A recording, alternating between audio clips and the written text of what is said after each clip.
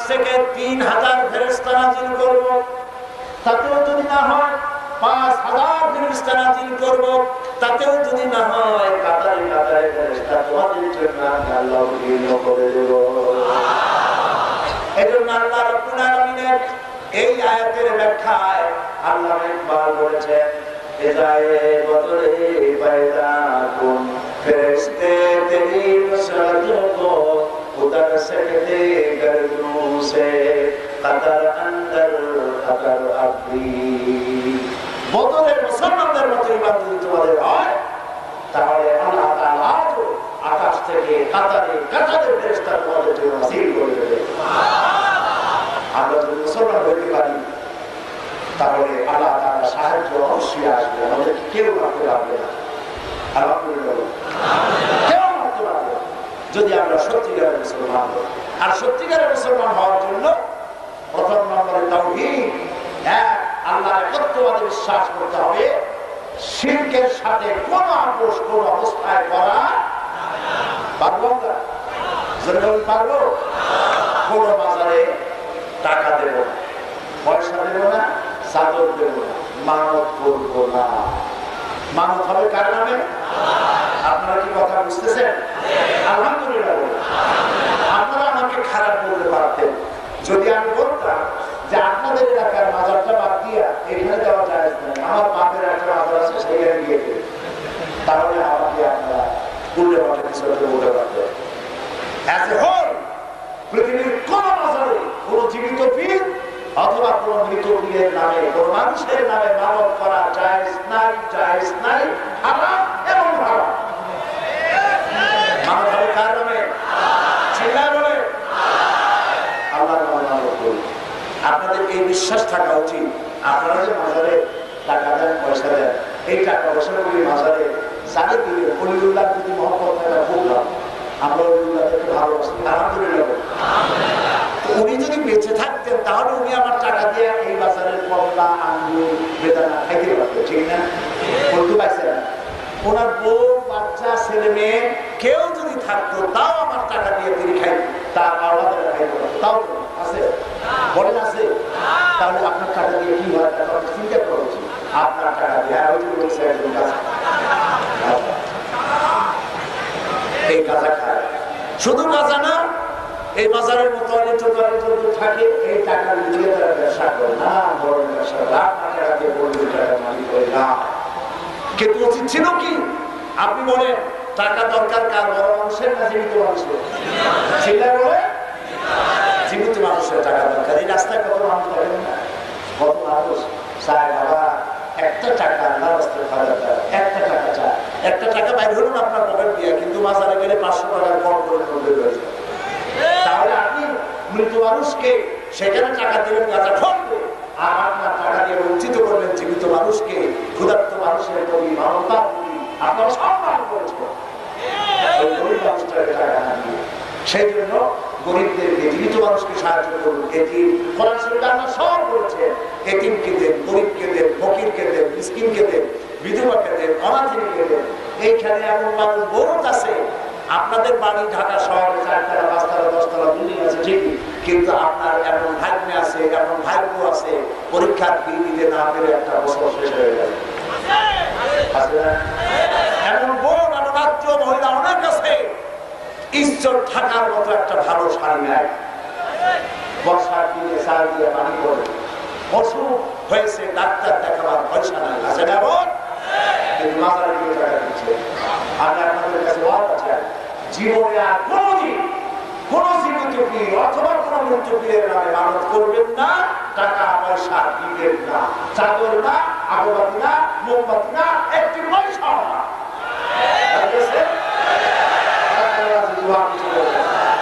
আল্লাহকে খুব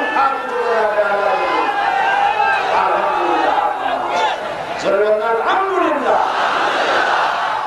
আপনি তার সৎ অবশ্যই করবেন, মানুষকে করবেন, জীবিত মানুষকে, গরিব মানুষকে। আল্লাহ তাআলা খুশি হয়ে যাবেন। সুবহানাল্লাহ। এরপরে নবী করিম সাল্লাল্লাহু আলাইহি ওয়াসাল্লাম আল্লাহর রাসূল ছিলেন এবং তিনি আমাদের পিতা, তিনি আমাদের বলে, তিনি আমাদের আদর্শ। আল্লাহ রাব্বুল আলামিন বলেন লাকাদ কানা লাকুম ফি রাসূলিল্লাহি উসওয়াতুন হাসানাহ, তোমাদের জন্য গ্রহণযোগ্য মহত্তম আদর্শ আমি রেখেছি তোমাদের রাসূলের মধ্যে। তোমাদের রাসূল তোমাদের আদর্শ। আমরা আল্লাহর পরে বেশি মহব্বত করব কারে? জোরে বলে আল্লাহ রাব্বুল আলামিন বলেন, কুল ইন কুনতুম তুহিব্বুনাল্লাহা ফাত্তাবিউনি ইউহিব্বুকুমুল্লাহ ওয়া ইয়াগফির লাকুম যুনুবাকুম ওয়াল্লাহু গফুরুর রহিম। আল্লাহ তাআলা বলেন, নবী আপনি বলেন, ইন কুনতুম তুহিব্বুনাল্লাহ, তোমরা যদি আল্লাহকে ভালোবাসো তাহলে আমার অনুসরণ করো। কার অনুসরণ? আল্লাহ। আগে তো বুঝবেন, আগে বুঝবেন। আল্লাহ তাআলা বলছেন, নবী আপনি বলেন, তোমরা যদি আল্লাহকে ভালোবাসো তাহলে আমার অনুসরণ করো। বলেন কার? রাসূলের। সবাই বলেন কার? রাসূলের অনুসরণ করতে কে বলতেছেন? তাহলে কি হবে? আল্লাহ রাব্বুল আলামিন বলেন, ইন কুনতুম তুহিব্বুনাল্লাহা ফাত্তাবিউনি, তোমরা যদি আল্লাহকে ভালোবাসো তাহলে আমার অনুসরণ করো। আর আমার অনুসরণ যারা করবে আল্লাহ রাব্বুল আলামিন তাদেরকে ভালোবাসবেন। শুধু ভালোবাসবেন না, তাদের জিন্দেগীর সকল গুনাহ আল্লাহ মাফ করে দিবেন। জীবনের সব গুনাহ আল্লাহ মাফ করবে। সুবহানাল্লাহ বলেন। আমি যদি কারণে বাঁধি তাহলে আমার বিশ্বাস কেমন বাঁধছে আমি তা দেখতে চাই না। আমাদের দেখতে হবে রাসূল কেমন বাঁধছে। আমি যদি দাড়ি রাখি সেই দাড়ি রাখবো কার মতো? রাসূলের মতো। জামা পরবো কার মতো? মোজ কাটবো কার মতো? নখ কাটবো কার মতো? তিনি আমাদেরকে সব শিখিয়েছেন। হাতের নখ কাটা থেকে শুরু করে রাষ্ট্র পরিচালনা পর্যন্ত সব শিখিয়েছে মুহাম্মাদুর রাসূলুল্লাহ সাল্লাল্লাহু আলাইহি ওয়াসাল্লাম। তিনি সকল বিষয়ের আদর্শ, তরুণের আদর্শ, যুবকের আদর্শ, স্বামীর আদর্শ, নানার আদর্শ, পিতার আদর্শ, শ্রমিকের আদর্শ, সৈনিকের আদর্শ, সেনাপতির আদর্শ, রাষ্ট্রপ্রধানের আদর্শ। কাজে আমার যা দরকার সব কার মধ্যে আছে? আল্লাহ রাসূলের মধ্যে আছে। তাকে একমাত্র আদর্শ হিসাবে ঘোষণা করতে হবে, অন্য কারণ নয়। তাহলে ঘুষের মার খাওয়া লাগবে। ঘুষের মার আরো খাইতে চান? আরো মার খাইতে হবে যদি এইসব কথা আমরা না মানি। আল্লাহ এবং রাসূল, আল্লাহর কথা মানতে হবে, রাসূলের পথ অনুযায়ী চলতে হবে। নবী করিম সাল্লাল্লাহু আলাইহি ওয়াসাল্লাম তিনি আমাদের মক্কা থেকে শুরু করে রাষ্ট্র পরিচালনা করতে শিখিয়েছেন। মক্কায় ছিলেন 13 বছর, আসলেন মদিনায়। মদিনায় ছিলেন কয় বছর? কয় বছর বলে? 10 বছর। এই 10 বছর রাসূল কি করলেন? এই 10 বছরে ওই 13 বছরের যে লোকগুলি বানাইছিলেন, কি সব লোক! আবু বকর, ওমর, ওসমান, আলী রাদিয়াল্লাহু তাআলা আলাইহিম, কি সব লোক বানাইছে। রাসূলুল্লাহ বলেছেন, পৃথিবীর সব মুমিনের ঈমান যদি এক পাল্লায় রাখা হয় আর একা আবু বকরের ঈমান যদি আরেক পাল্লায় রাখা হয়, হযরত আবু বকরের ঈমানের পাল্লাটা ভারী হয়ে যাবে। এই সব মানুষ বানাইছে। এবার মদিনায় এসে রাসূলুল্লাহ প্রেসিডেন্ট হয়ে গেলেন। সুবহানাল্লাহ।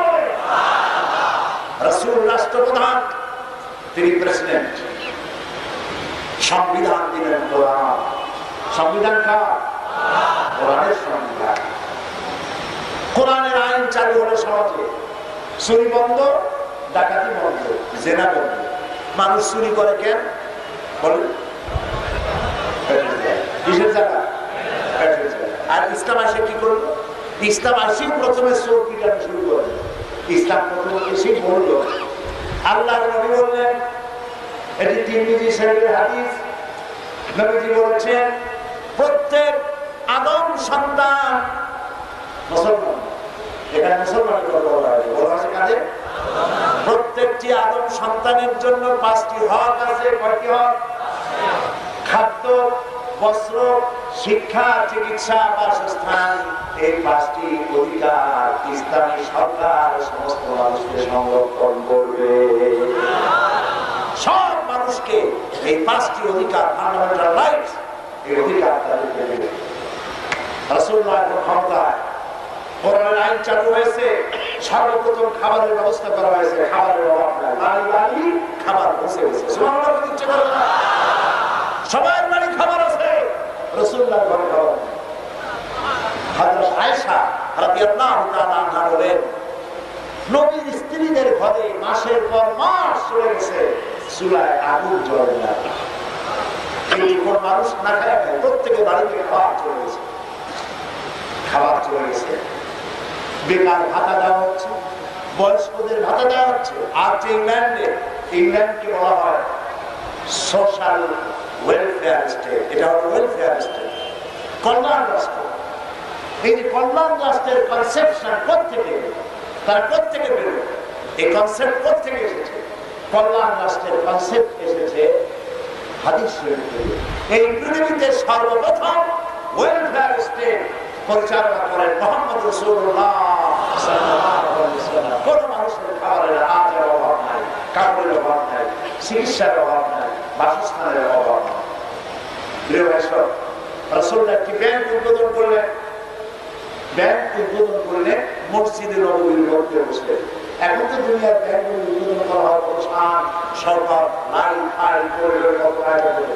রাসূল যে ব্যাংক উদ্বোধন করলেন, সেই ব্যাংক যেখানে বসে উদ্বোধন করেছিলেন, এই ঘরের উপরে বৃষ্টি যদি হতো 1 ঘন্টা, ঘরের মধ্যে বৃষ্টি পড়তো 1.5 ঘন্টা। মানে বৃষ্টি 1 ঘন্টা হয়ে থেমে যাওয়ার পর ঘরের মধ্যে, ঘরের ছাদগুলো খেজুর পাতা আর মাটি, এই দিয়ে ছাদ বানানো, পাতার চারটা পানি ঘরের মধ্যে আরো 1/2 ঘন্টা। এরকম একটা ঘরের মধ্যে বসে বাইতুল মাল উদ্বোধন করলেন। তার ব্যাংকের নাম ছিল বাইতুল মাল। বুখারীর হাদিস, নবী করিম সাল্লাল্লাহু আলাইহি ওয়াসাল্লাম এই ব্যাংক উদ্বোধনের দিনে বলেছিলেন, মান তারাকা দায়নান আউলিয়ান ফালাইয়া। আমার রাষ্ট্রের ভেতরে যদি কোনো মানুষ ঋণগ্রস্ত থাকা অবস্থায় যদি মারা যায়, তাহলে ওই ঋণ পরিশোধের যদি কোনো সামর্থ্য পরিবারের না থাকে, তাহলে তার ঋণ পরিশোধ করে দেওয়ার দায়িত্ব আর তার এতিম বাচ্চাগুলোর দায়িত্ব আমি মুহাম্মদ সাল্লাল্লাহু আলাইহি ওয়াসাল্লাম আমার কাঁধের উপর উঠাই দিলাম। হাজার মানুষের খাবারের অভাব নাই, পড়ার অভাব নাই, চুরি বন্ধ, ডাকাতি বন্ধ, জেনা বন্ধ, মানুষ দল খুলে কোনো সুযোগ পেয়েছে। সুবহানাল্লাহ। এটাই ছিল ইসলাম। এটা কি ছিল? ইসলাম। ইসলাম মানুষকে এই জিনিস দিয়েছে। আমরা মানুষকে এই কথা হয়তো বুঝাতে পারি নাই, ব্যর্থতার পরিচয় দিয়েছি। কোরআনকে শুধু তাবিজ হিসেবে ব্যবহার করেছি, তাই মানুষ মনে করেছে মানুষের কোনো দোষ নাই। আমি সাধারণ মানুষের দোষ আমার দেশে দেখি না। এই মানুষেরা যদি ভুল করে থাকে আমাদের কারণে হয়েছে। আমরা মানুষকে ইসলামের রাজনীতি, ইসলামের অর্থনীতি, ইসলামের সমাজনীতি বুঝাতে ব্যর্থ হয়েছি। আমরা রাসূলকে বুঝাইছি, রাসূল হলেন একজন ধর্মীয় নেতা, কোরআন হলো একখানা ধর্মীয় কিতাব, আর ইসলাম হচ্ছে একটা ধর্ম। এই তিনটা মারাত্মক ভুল এই জাতির মধ্যে প্রচার করা হচ্ছে। রাসূল শুধু ধর্মীয় নেতা নন, তিনি গোটা বিশ্ব মানবতা। কোরআন একটি জীবন ব্যবস্থা। মুসলমানদেরকে শুধু তাবিজ দিয়ে সর্বনাশ করা হয়েছে। বিশ্বাস করুন ভাই, এই তাবিজের ব্যবসা করা কোন মুসলমানের উচিত নয়। কারণ নবী করিম সাল্লাল্লাহু আলাইহি ওয়াসাল্লাম তাবিজের অনুমতি দেন নাই, সাহাবায়ে কেরাম কেউ তাবিজ লেখেন নাই। সাহাবায়ে কেরাম ঝাড়ফুঁক করেছেন, রাসূল ঝাড়ফুঁক করার অনুমতি দিয়েছেন। কোরআন শরীফের 2টা সূরা শুধু ঝাড়ফুঁকের জন্যই নাযিল হয়েছে। সূরা ফালাক, সূরা নাস, সূরা ফাতিহাও ঝাড়ফুঁকের জন্য ব্যবহার হয়, কিন্তু তাবিজ লেখার কথা কোথাও। এখন সাধারণ মানুষেরা বুঝে যে কোরআন শরীফের মধ্যে তাবিজ পাওয়া যায়, আলেমদের কাছে গেলেই তাবিজ পায়, মনে করে যে তাবিজের কিতাব। বলেন এটা তাবিজের কিতাব নয়। অর্থনীতি, সমাজনীতি, রাজনীতি সব আল্লাহ তাআলা কোরআনের মধ্যে বলে দিয়েছেন। বলেছেন তিবিয়ানান লিকুল্লি শাই, মানব জীবনের সব সমস্যার সমাধান খুলে খুলে কোরআন কারীমের মধ্যে আমি বয়ান করে দিয়েছি। সুবহানাল্লাহ।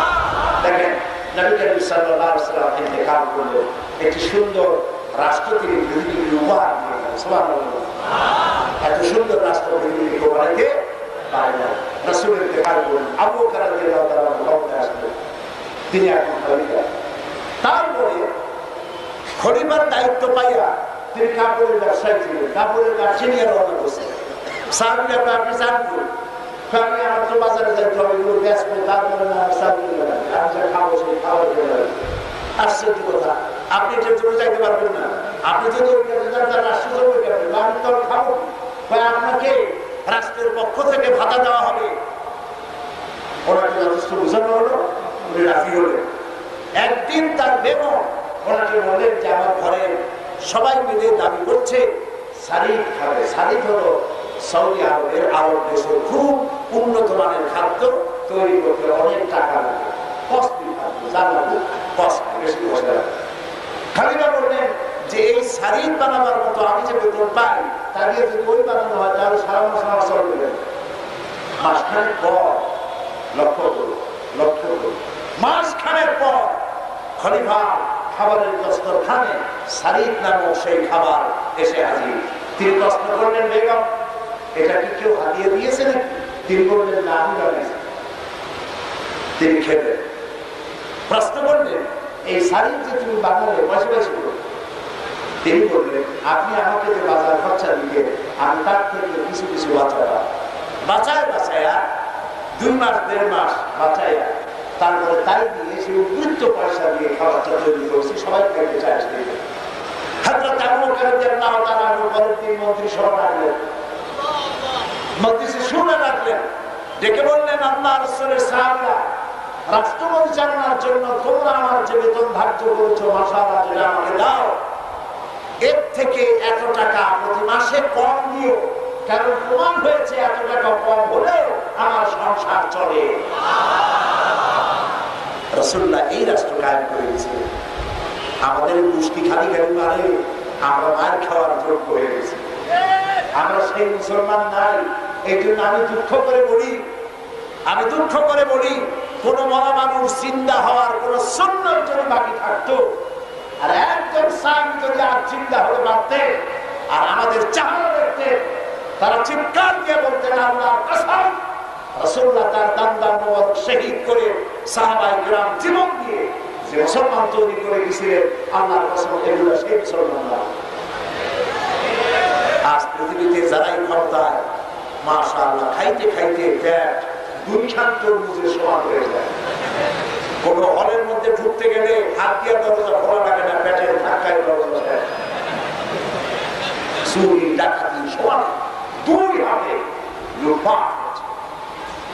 পৃথিবীতে সব থেকে মিথ্যা কথা বলে কারা? যদি প্রশ্ন করা হয় কারা বেশি মিথ্যা কথা বলে, বলতে লজ্জা করে?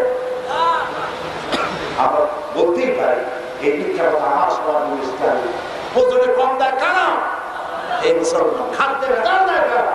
এই মুসলমান। তোমার খায় না। আল্লাহ কি দরকার করেছে এই জাতিকে হেফাজত করা?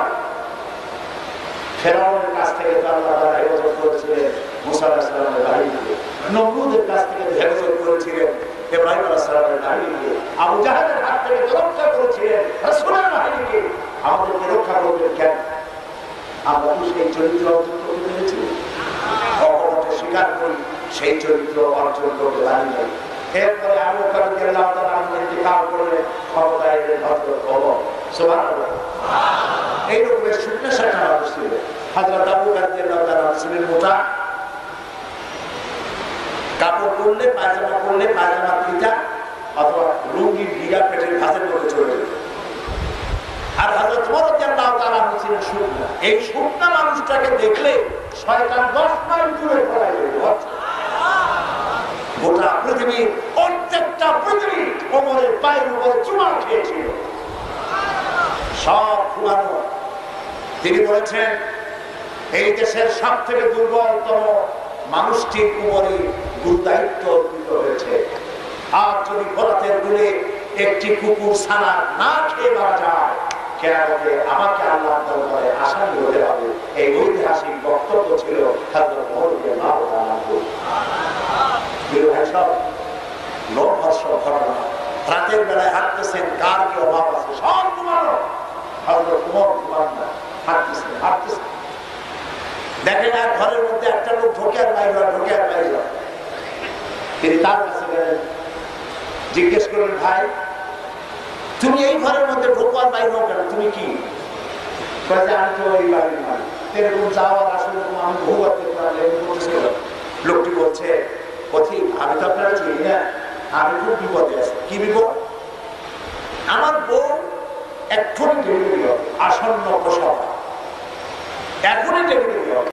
আমার ঘরে কোনো মেয়ে লোক নাই, পুরুষ নাই, আমি ছাড়া। আমি আমার স্ত্রী নেই, মরণাপন্ন সময় আমি তার কোনো উপকারী আসতে পারছি না। আমার মতো অপরাধ কে আছে, কিছু করতে পারতেছি না, খালি জটপট করতেছি। হযরত ওমর বলছেন ভাই অপেক্ষা করো, দেখি আমি তোমার কোনো উপকার করতে পারি। তিনি দৌড় দিলে আত্মল পথেই দৌড়ালেন, এক মহিলাকে নিয়ে আসলেন সাথে করে, বললেন তুমি বাইরে যাও। বাড়িওয়ালাকে বাইরে দাঁড় করে রাখলেন। তিনি যে মহিলাকে নিয়ে আসলেন সেই মহিলা ঘরের মধ্যে গিয়ে পরিচর্যা করলেন। কিছু সময় পর হযরত ওমর যে মেয়ে লোকটিকে আনছিলেন তিনি বেরিয়ে বললেন আমিরুল মুমিনিন, আপনার বন্ধুকে সালাম বলুন আর তাকে খবর দিন আল্লাহ তাআলা তার বউকে একটি পুত্র সন্তান দিয়েছেন। আমিরুল মুমিনিন নাম শুনিয়া এ লোকের কোন আস্থা। লোকটি বলছে আমিরুল মুমিনিন আমি তো বুঝি নাই, আমি আপনাকে কষ্ট দিয়েছি, আপনি আমার জন্য বলে আসছেন, আল্লাহর রাস্তায় আপনি আমাকে ক্ষমা করে দেন। হযরত ওমর বলছেন ভাই উল্টা ক্ষমা চাইও না, তোমার এই কষ্ট তুমি বলার আগে আমি তো রাষ্ট্র প্রধান, আমার দরকার ছিল খবর জেনে পূর্বাহ্নে সেবিকা পাঠিয়ে দেওয়া, তা যে করতে পারি নাই সেই জন্য তুমি আমাদের আসামি বাড়িওয়ালা ঘরে গিয়ে কিছু পয়সা নিয়ে বললেন আমিরুল মুমিনিন আপনি যদি এই লোকটি নিয়ে আসছেন এই কিছু পারিশ্রমিক কিছু টাকা তাকে আপনি দিয়ে দিন। হযরত ওমর বললেন এই টাকা সে নেবে না, আমি এত রাত্রে কোথায় পাবো সেবিকা, কোথায় পাবো নার্স? যে ব্যক্তি তোমার বউর খেদমত করেছে সেগুলো সেবিকা নার্স নয়, সে আমার বউ, আমার স্ত্রী। সুবহানাল্লাহ, সুবহানাল্লাহ। পৃথিবীতে ইসলাম তরবারি দিয়ে আসে নাই।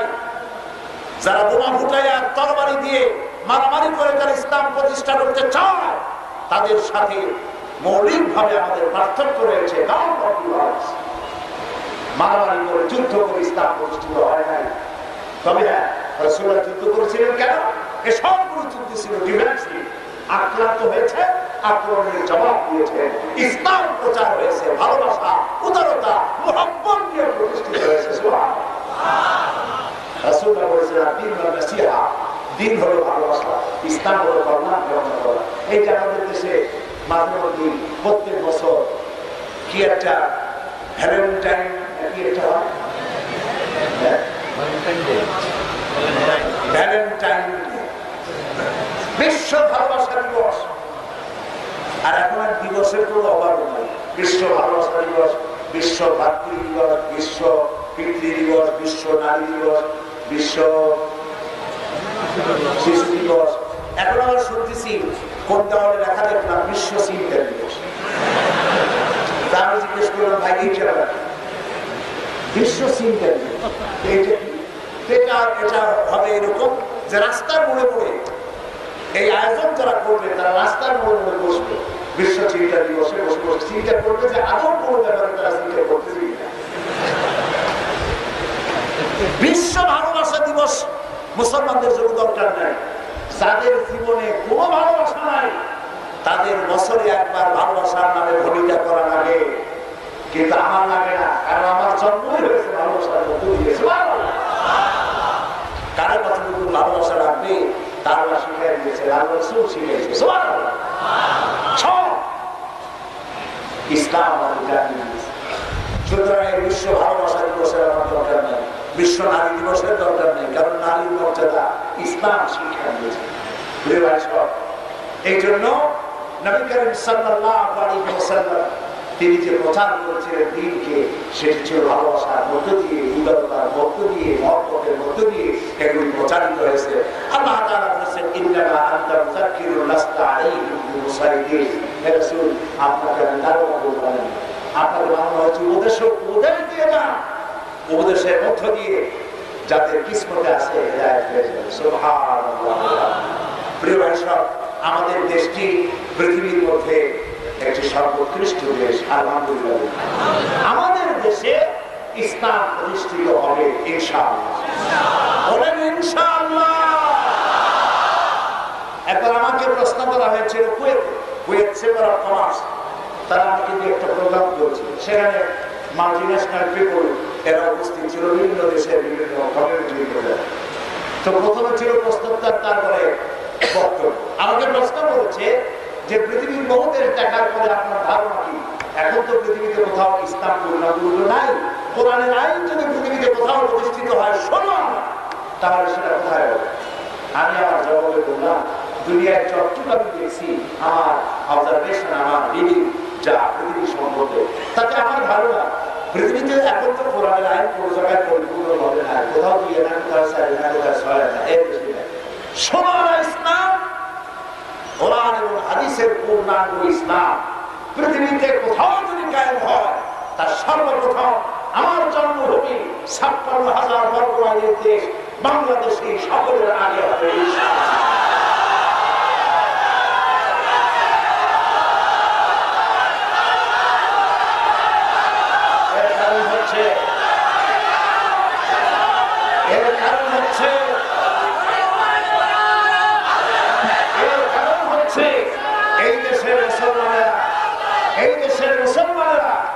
তাদের ফজরের সকালবেলায় ঘুম ভাঙে ফজরের আজান শুনে, আর রাতে ঘুমাতে যায় এশার আজান শুনে নামাজ পড়ে। সুবহানাল্লাহ। অন্তত ৩ লক্ষ মসজিদ ধারণ করে এই বাংলা জমিন ধন্য হয়ে গেছে। লক্ষ লক্ষ মাদ্রাসা বুকে ধারণ করে ধন্য এই ৫৬,০০০ বর্গ মাইলের এই দেশটি। সুবহানাল্লাহ। আমার দেশের, এটা আমার চোখে দেখা, গরিব চাষি সকালবেলা পরোটা পরিচি দিয়ে নাস্তা করতে পারে নাই, সকালবেলায় নাস্তা করেছে পান্তা ভাত আর কি কাঁচা মরিচ বা পিসি কল, তাও পেট করা হয় না, আর পেটা গেছে খেয়ে মাথায় গামছা বেঁধে হালের বলদ নিয়ে চলে গিয়েছে জমি চাষ করতে। আমার চলে চাষ করতে করতে যখন দেখেছে ওর হাতে ধরে যায় গরিব মানুষ, আকাশের দিকে তাকায় দেখে সূর্য ধরে গেছে, জহরের রক্ত হয়েই গেছে, সাথে সাথে গরু দুইটাকে হালটাকে খাড়া করে কাদা পানি, ভালো পানি পায় নাই, ওই পানি দিয়ে উঁচু করছে, মাথার গামছা খুলিয়া মাথায় লাগাইয়া জমিনের চিকুন আইনের উপরে দাঁড়াইয়া আমার ক্ষুধার্ত চাষি আল্লাহর সেজদা করেছে। যে দেশের চাষি, কৃষক, শ্রমিক, রিকশাওয়ালা, মজুর, কুলি আল্লাহর সেজদা দেয়, নামাজ পড়ে, সেই দেশে কোন আন্দোলন করে ইসলামী আন্দোলন বন্ধ করা যাবে না।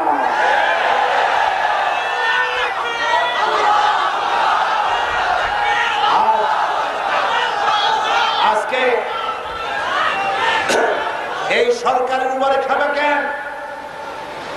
জানুয়ারিতে ভাড়া, ফেব্রুয়ারিতে ভাড়া, মার্চে ভাড়া, ৩০ এপ্রিল যদি না হইতে পারি তাহলে মানুষের যাবে কসম, আল্লাহ ছাড়া কেউ ঠেকে যাবে, এটা ঠিক কথা। আল্লাহ ঠেকে এদের কথা শুনে মনে হয় সরকার যেন একটা কলেজ নদীর পারে দাঁড়ানো, অর্ধেকটা মাটি আছে, অর্ধেকের তলায় মাটি নেই, উনি একটা ঠেলা দেবে, তারা একটা সিকিউরি করবে। আপনারা ভোট দিচ্ছিলেন কত বছরের জন্য? ৬ বছর, ৫ বছর হয়েছে, ৬ বছর। আমাদেরকে বলে ঠান্ডা মাথায় যেন আমরা ধৈর্য ধরে, এত তাড়াতাড়ি সম্ভব। ওরা যদি পাকে তাহলে না আপনি চাপ দিলে পুষ বেরিয়ে যাবে, রোগী যন্ত্রণা মুক্ত হবে। কাঁচা ফোলা যত চাপবে তত রক্ত বেরোবে আর যন্ত্রণা বাড়বে। ওরা এখনো পাকে নাই, আরো ২ বছর লাগবে। এত খেপছে কেন? গায়ে চলা, এই যে মাহফিল হয়, আগে মাহফিল গুলিতে বাধা দিত মন্ত্রী আর এমপিরা, আর এখন মাহফিল করেই মন্ত্রীরা। জোর সরকারের উপরে খেলা খেন, এই জন্য যে টুপি আর দাঁড়িয়েওয়ালা দেখে গাড়ি আর করা যায় না। আগে এই টুপিওয়ালা রাস্তায় দেখলেই স্বাধীনতা বিরোধী, দাঁড়িয়ে নিয়ে রাস্তায় থাকতে পারত না। মৌলবা লোকারটা ধরছে, কবি মাদ্রাসা থেকে ধরে নিয়ে গেছে পুলিশে। আর সর্বনাশ, লাদেন পেয়ে গেছি, অস্ত্র আছে কোথায়? পকেটে। কি অস্ত্র? মেসব করেছে।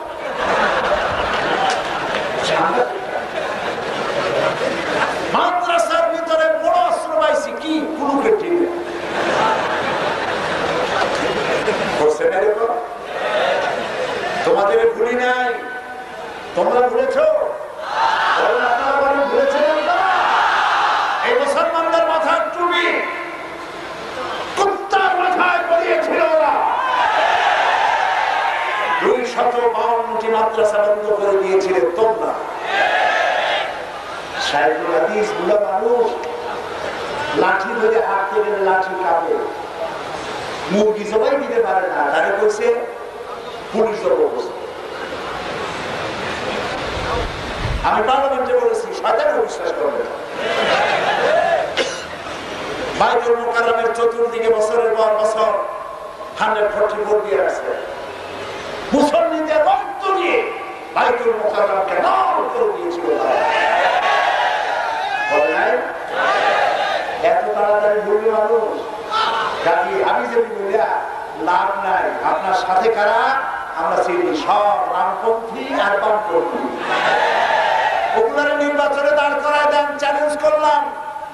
আপনার সাথে যারা ঘোরে রাজনৈতিক এতিমগুলি, ওরা নিজের জন্মস্থানে যারা জামানত বাজেয়াপ্ত হয়ে যাবে, একটা পাওয়া যায়।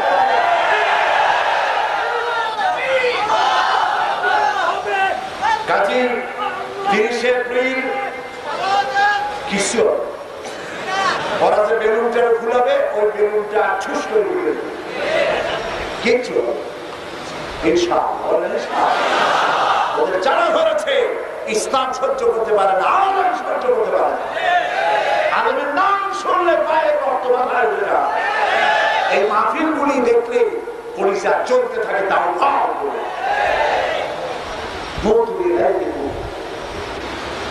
তোমরা তোমাদের গুসায় মতে থাকো, কিছু করতে পারবো না। এ জমিনকে হেফাজতের মালিক আল্লাহ। আমরা আল্লাহকে বলবার না পৃথিবীর এই দ্বিতীয় বৃহত্তম মুসলিম দেশকে ভারতের দমনদের সাথে তুমি আর তুমি গিয়ে বলবো। এই দেশকে হেফাজত করার জন্য আমাদেরকে ঐক্যবদ্ধ ভাবে এগিয়ে আসতে হবে ময়দানে। সাহস হারা হলে হবে না। প্রত্যেক ব্যক্তিকে এক একজন মুজাহিদের দায়িত্ব পালন করতে হবে, আর কোরআন প্রতিষ্ঠার আন্দোলনে শহীদ হতে হবে। আল্লাহকে তৌফিক বলেন আমিন। আপনারা ওয়াজ শুনবেন আর কোরআনের ওয়াজ শুনবেন, কিন্তু কোরআন প্রতিষ্ঠার আন্দোলনে শহীদ হবেন না। এই ধরনের ওয়াজ শুনে আর কোনো দাম নাই। বলেন ঠিক কিনা? যে কোরআনের ওয়াজ শুনতে এসেছেন, সেই কোরআনের আইন যাতে বাংলাদেশে চলে, এটা চালু করার কোরআন প্রতিষ্ঠার আন্দোলন যারা করে তাদের সাথে শরীক হয়ে আপনারা কাজ করতে রাজি আছেন? রাজি আছেন? সবাই বলেন আমিন। আমি এখন আপনাদেরকে নিয়ে মোনাজাত করতে চাই আপনার কাছে। সেই জন্য দাঁড়ানোর লোকেরা বসে, এই যে ডান দিকে বাম দিকে যত লোক আছে মেহেরবানি করে একটু বসেন। আমি কিন্তু একবারও বলিনি আপনাদেরকে যে বসেন বসেন, দাঁড়াইলে যদি আরাম পান তাহলে আমি বসতে বলবো কেন? এখন বলতেছি দয়া করে বসে। শেখ আহমদ ইয়াসিন ইসরায়েলিরা তাকে হত্যা করেছে, তার জন্য দোয়া করবেন না? দোয়া করবেন না? ওরা ভুল করেছে, মনে করেছে 100 মারিয়া শেষ করে দিছি। এটা শেষ হওয়ার জিনিস না। 100 মরলে 1 লাখ হবে, 1 লাখ মরলে 10 লাখ হবে। আল্লাহ তাআলা বানায় দিবেন। সুবহানাল্লাহ। মুনাজাতের কথা শুনে কোন লোক যদি হাঁটে বাড়ি যাওয়ার জন্য, তাদের বিবেক সম্পর্কে আমি চিন্তা করতে বলি। আপনি হাঁটতেছেন কোন কথা শুনে? মুনাজাত হবে, এই কথা শোনার পর যদি হাঁটে, তাহলে ফেরেশতার ক্যামেরায় আপনি কিভাবে চিত্রিত হবেন? আল্লাহ তাআলা সকলকে সুবুদ্ধি দান করুন। বলি আমিন। আসছে আপনাদের মাহফিলে একজন লোক একজন হিন্দু মুসলমান হওয়ার জন্য এসেছেন।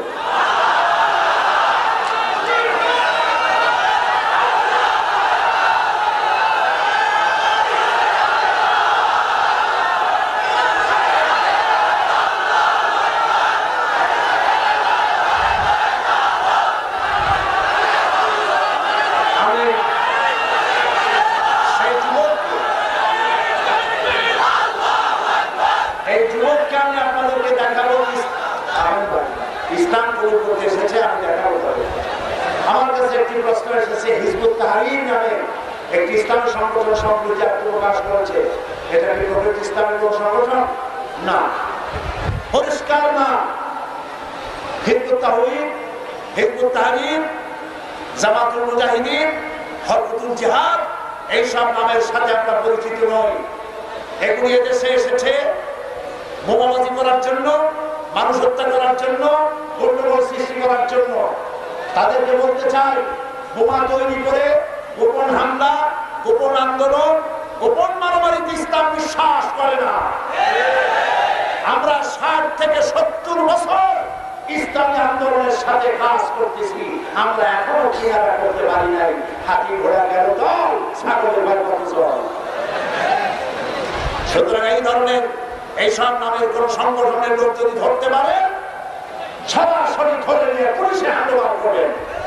এরা জাতির দুশ্মন, ইসলামের দুশ্মন, মুসলমানদের দুশ্মন। গোপনে গোপনে বোমা বানাইয়া ইসলামকে মৌলবাদ আর সন্ত্রাসী বলে চিহ্নিত করার জন্য এরা অ্যাসাইনমেন্ট নিয়ে এসেছে এই দেশে। এখন এদের সম্পর্কে আপনারা সতর্ক থাকবেন। আরেকটি কথা, এই ইসলামী সমাজ কল্যাণ পরিষদ মিরপুর তারা আগামীকাল এখানে, আজকে মা মন্দির এত বড় মাঠ, তো মা মন্দির কোন জায়গায় তারা করতে পারেনি। তো অর্থের জনশক্তি হলো আমাদের মহিলা আমাদের অর্থে। তো তাদেরকে যদি কথা শোনানো না যায় তাহলে তো আন্দোলন জমবে না। একটা মা যদি ভালো হয়, পুরো পরিবার ভালো হয়ে যায়, ঠিক না ভাই? সেই জন্য আগামীকাল সকাল 8টায়, একদম 8টায় এই মাঠেই মহিলাদের জন্য আমি বক্তব্য রাখবো ইনশাআল্লাহ। প্রথমে তাদের প্রশ্নগুলি জবাব দেব, লিখিত প্রশ্নের জবাব দেব, তারপরে কোরআনে কারীম থেকে মা বোনদের দায়িত্ব কর্তব্য সম্পর্কে আলোচনা করবো। বলেন ইনশাআল্লাহ। আপনাদের মা, আপনাদের বোন, আপনাদের স্ত্রী, তাদেরকে আত্মীয় যারা আছে তাদের সবাইকে এখানে পাঠিয়ে দিবেন, পর্দা সহকারে তাদের বসা এবং শোনার ব্যবস্থা করা হবে। বলেন ইনশাআল্লাহ। তবে একেবারে দুগ্ধপুষ্য বাচ্চা যদি হয় তাহলে সতর্ক কথা, একটু যদি বাইরে রাখা যায় তাহলে সেই সব ছেলে বাইরে রাখবেন, দুগ্ধপুষ্য বাচ্চা সাথে দিবেন, তার মানে তারা কান্নাকাটি করলে অন্যের শোনার ব্যাপারে যায়। কি নাম তোমার, কি নাম ছিল?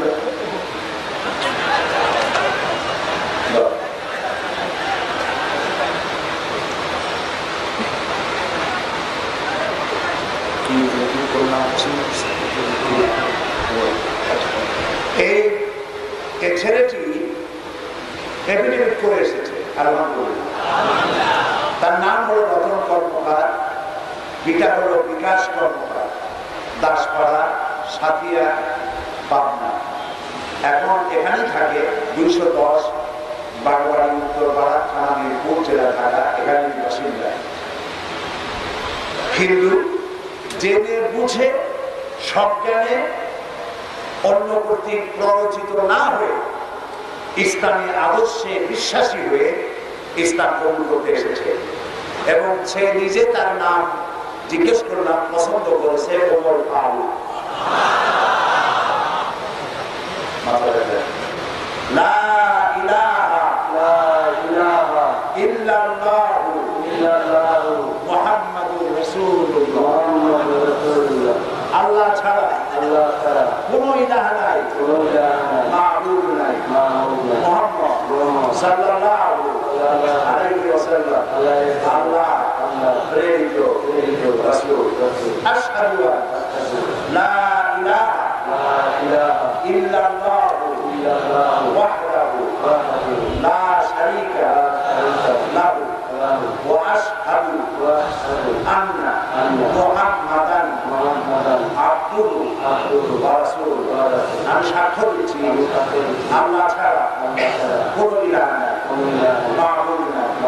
উপাসনা তিনি এক, তিনি একক, তার কোনো অংশীদার নাই।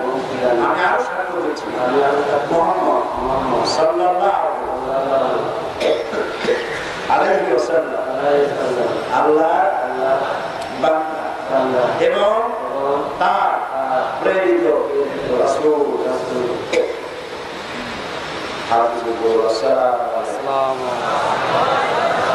ওমর ফারুক আপনাদেরকে সালাম দিচ্ছে, আপনারা জবাব দেন। আবার এই ছেলে, এই যুবকটি এক মুহূর্ত আগ পর্যন্ত ছিল অমুসলিম, মুশরিক, আর মাত্র এক মুহূর্ত পরে এখন সে আমাদের তাওহীদবাদী ভাই। আলহামদুলিল্লাহ। হাদিস অনুযায়ী এই মাহফিলে যত ছোট্ট ছোট্ট বাচ্চা আছে তারা মাসুম বেগুনা, আর আমি শুদ্ধ যত লোক এখানে বসে আছে আমরা সব গুনাহগার। আমরা সবাই কি রাসূলের হাদিস অনুযায়ী কালেমা অর্থ এবং ব্যাখ্যা সহকারে উচ্চারণার মনে বিশ্বাস করার সাথে সাথে এই যুবকের পেছনে সব গুনাহ আল্লাহ তাআলা মাফ করে দিয়েছেন। আমাদের মধ্যে এই যুবক এখন সব থেকে বেগুনা, মাসুম, কোনো গুনাহ তারা আমলে নাই। আমি আল্লাহর এই বেগুনা বান্দার সাথে সকলের পক্ষ থেকে তাকে আলিঙ্গন করছি।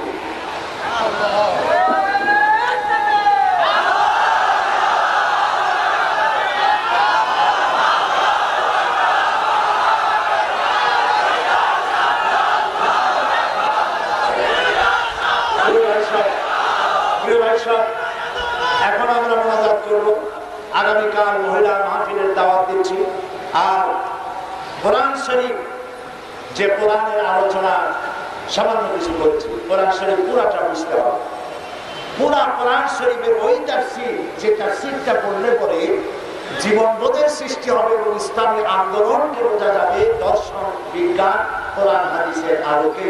সেই তাফসীরের নাম হচ্ছে তাফহিমুল কোরআন। বলেন তো নামটা কি? আর একবার বলুন। এই তাফহিমুল কোরআন কিনতে পাওয়া যায় এবং আশেপাশে লাইব্রেরি এসছে, ঢাকার মধ্য থেকে বিভিন্ন জায়গা থেকে এসছে। আপনারা ওই সব লাইব্রেরি কোথায় আছে তালাশ করে নেবেন এবং তাফহিমুল কোরআন নেবেন। আর কোরআন শরীফ, আরবি কোরআন আমাদের সকলের ঘরে আছে, কিন্তু অনুবাদ কিন্তু কোরআন অনেকের ঘরে নাই।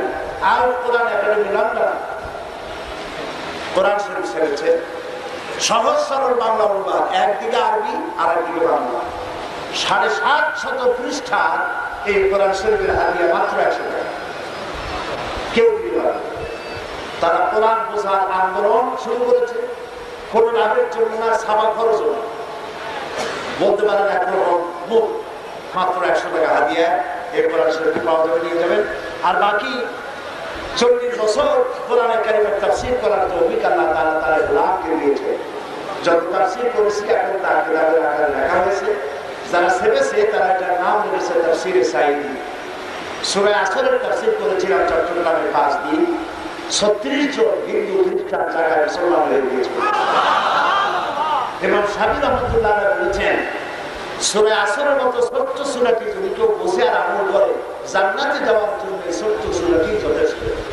780 পৃষ্ঠা সূরা আসরের তাফসীর, তাফসীরে সাঈদী, তাফসীরে সূরা ফাতিহা, আমরা 3টা তাফসীর আমরা বলে দিয়েছি আর বলে দিতে পারি। আর কাদিয়ানীদের ফিতনা সম্পর্কে আমাদেরকে সজাগ হতে হবে। কাদিয়ানীরা বিরাট ফিতনা, ঠিক কিনা বলে? কাদিয়ানীরা বড় রকম ফিতনা। কাদিয়ানীরা কেন মুসলমান নয় সেই কথাগুলি এই বইতে লেখা আছে। কাদিয়ানীরা কেন মুসলমান নয়? বর্তমান জোট সরকার কাদিয়ানীদের বইপত্র ছাপানো, বিক্রি করা, সংরক্ষণ করা রাষ্ট্রীয়ভাবে নিষিদ্ধ ঘোষণা করে বাংলাদেশের জনগণের কাছে ধন্যবাদের পাত্র হয়েছে। আলহামদুলিল্লাহ। তো কাদিয়ানীরা মুসলমান নয় কেন এটা অনেকের জানা নেই। এই বইটা হলো আমার একটি বক্তৃতা, যা আমি পল্টন ময়দানে 22শে জানুয়ারি করেছিলাম। আমার 2.5 ঘন্টার বক্তৃতা কোরআন হাদিসের দলিল দিয়ে ভরা, খতমে নবুয়তের আকীদার উপরে লেখা। কাদিয়ানীরা কেন মুসলমান নয় এই বইটি পাওয়া যাবে। সর্বশেষ আরেকটি বই এ মাহফিলের উত্তর পশ্চিম কর্নারে তাকওয়া পাবলিকেশনসে পাওয়া যাবে। বইটির নাম আমি কেন জামাত ইসলামী করি। প্রিয় ভাই সব, অনেকে আমাকে বলেন আপনি পীর মুরিদি করলেন না কেন? তাহলে আমরা আপনার কাছে মুরিদ হয়ে যাই। আর মুরিদ আমি করতেই পারি, কারণ আমার আব্বা আমার চাচা দুজনই ফরফুরা আল্লাহ মাওলানা আবু বকর সিদ্দিক রহমাতুল্লাহ আলাইহি খলিফা, তাদের অনেক মুরিদ আছে। তা আমি পীর মুরিদি করলাম না কেন? আর ইসলামের এতগুলি দল থাকতে জামাত ইসলামী করলাম কেন? এই নিয়ে বহুত প্রশ্ন। সেই প্রশ্নের জবাব লিপিবদ্ধ আকারে, বইয়ের আকারে এনেছে। এটি এর মধ্যে আমাদের সম্পর্কে বলা হয় জামাত ইসলামী কোন ইসলামিক দল না, বলেন নাউজুবিল্লাহ। এটা কেউ কেউ না, মাত্র একটি লোক বলে। আল্লাহ তাআলা তার জবানকে সামলায় দিন, সবাই বলেন খাতমের আপনার কি বলে সুন্নতের উপরে, খেলাফত উলুহিয়াতের বইয়ের উপরে এবং আদালতে সাহাবার উপরে, কিসমতে আম্বিয়ার উপরে অনেক কথা বলা হয়। জামাত ইসলামী নবীদেরকে গালি দিচ্ছে, শিরক করছে, সাহাবীদের গালি দিচ্ছে, এসব বলা হয়। এই যে আমি 40 বছর কোরআন কারীমের তাফসীর মানুষের সামনে পেশ করলাম, আমার ক্যাসেটগুলো তো আল্লাহ ছড়াই দিচ্ছে সারা দুনিয়া। কোন ক্যাসেটে আছে যে নবীদের গালি দিচ্ছে, সাহাবীদের গালি দিচ্ছে? সুন্নতের খেলাফ আমার পা থেকে মাথা পর্যন্ত দেখেন, সুন্নতের কোন খেলাফ আছে? খামকে এইসব কথা বলে লাভ কি? ওইসব প্রশ্ন যারা, এইসব প্রশ্ন যারা তোলে, সেই প্রশ্নের জবাবগুলি এখানে লেখা আছে। যারা জামাত ইসলামী করেন তারাও নিবেন এই বইটি, যারা করেন না তারাও নিবেন জানার জন্য। কারণ রাসূলুল্লাহ বলেছেন মুমিন হচ্ছে সেই ব্যক্তি যে ব্যক্তি নিজের জন্য যা পছন্দ করে অন্য মুমিন বান্দার জন্য তা পছন্দ করে। আমি কেন পছন্দ করি? 250 পৃষ্ঠার অফসেটের সাবায় বইটি তারা হাতিয়ে রেখেছে 100 টাকা। আপনারা তাকওয়া পাবলিকেশন উত্তর কর্নারের কোথায় আছে বুঝি আপনারা নিয়ে যাবেন। আল্লাহ তাআলা আপনাদের নেওয়ার বোঝার তৌফিক দিন। আর ইসলামী আন্দোলনে, কোরআন প্রতিষ্ঠার আন্দোলনে সকলকে বুঝে এই আন্দোলনে শরীক হওয়ার তৌফিক দান করুন। আল্লাহুম্মা রব্বানা যালামনা আনফুসানা وإن لم تغفر لنا وترحمنا لنكونن من الخاسرين। আয় আল্লাহ তাআলা, হাজার হাজার মুসলমান নরনারী দীর্ঘক্ষণ ধরে তোমার কোরআনের কথা শুনেছি, মেহেরবানি করে আমাদের জিন্দেগি সকল গুনাহ মাফ করে দাও। রব্বুল আলামিন, আমাদের মা বাপ যাদের দুনিয়া থেকে বিদায় হয়ে গেছে, কবরকে জান্নাতের টুকরায় পরিণত করে দাও। রব্বির হামহুমা কামা রাব্বায়ানি সগীরা। সবাই পড়ে রব্বির হামহুমা কামা রাব্বায়ানি সগীরা। হে আল্লাহ তাআলা, तमाम পৃথিবীতে মুসলমানেরা বড়ই বিপদে আছে। আল্লাহ তাআলা তুমি দয়া করে বিপদগ্রস্ত মুসলমানদের সাহায্যকারী হয়ে যাও। মাত্র কদিন আগে ইসলামী আন্দোলনের নেতা, সারা জীবন বন্ধু মানুষ, আল্লাহ তোমার মামুন বাদশা শেখ আহমদ ইয়াসিন, তাকে ইহুদিরা দুনিয়া থেকে বিদায় করে দিল। আল্লাহ দয়া করে তুমি তাকে জান্নাতুল ফিরদাউসের মেহমান বানায় দাও। ইহুদিদের অভিশপ্ত হাতের কবজা থেকে বাইতুল মুকাদ্দাসকে মুক্ত করে দাও, প্যালেস্টাইনকে আজাদ করে দাও। আল্লাহ ইরাকে মুসলমানদের হাতে উঠাইয়া দাও। রব্বুল আলামিন, কাশ্মীরকে ভারত থেকে আজাদ করে দাও। আমাদের প্রিয় জন্মভূমি বাংলাদেশের স্বাধীনতা, সার্বভৌমত্ব কিয়ামত পর্যন্ত আল্লাহ তুমি হেফাজত করো। এই দেশে যারা শান্তিপূর্ণ দেশে নৈরাজ্য সৃষ্টি করে হত্যাযজ্ঞ চালায়া, মারামারি কাটাকাটি ইত্যাদি চালায়া অস্থিরতার সৃষ্টি যারা করতে চায়, আল্লাহ তাআলা সেই সব নৈরাজ্য সৃষ্টিকারীদের হাত থেকে বাংলাদেশকে বাঁচাও। রব্বুল আলামিন, যে মাহফিলের আয়োজন যারা করেছেন তাদের হাজার হাজার লোক কষ্ট করে এসেছেন, আল্লাহ তাআলা যারাই এসেছেন সকলকে নামাজি বানাও, দিনদার বানাও, পরিষ্কার বানাও, হালাল রুজি কামাবার তৌফিক দাও। আর আমাদের রোগ ব্যাধি যদি আল্লাহ দয়া করে মাফ করে দাও। আল্লাহ যারা চাকরি করে তাদের চাকরিতে হালাল ভাবে রুজি কামাবার তৌফিক দাও। যারা ব্যবসা করে ব্যবসায় তুমি বরকত দাও। আল্লাহ তাআলা রোগ ব্যাধি যাদের আছে তুমি দয়া করে মাফ করে দাও। কয়েক সেকেন্ড আগে আপনাদের জন্য ছেড়ে দিলাম, মাথা নিচে করে চোখ বন্ধ করে যার যার মনের কথা আল্লাহর কাছে নিজেই বলুন।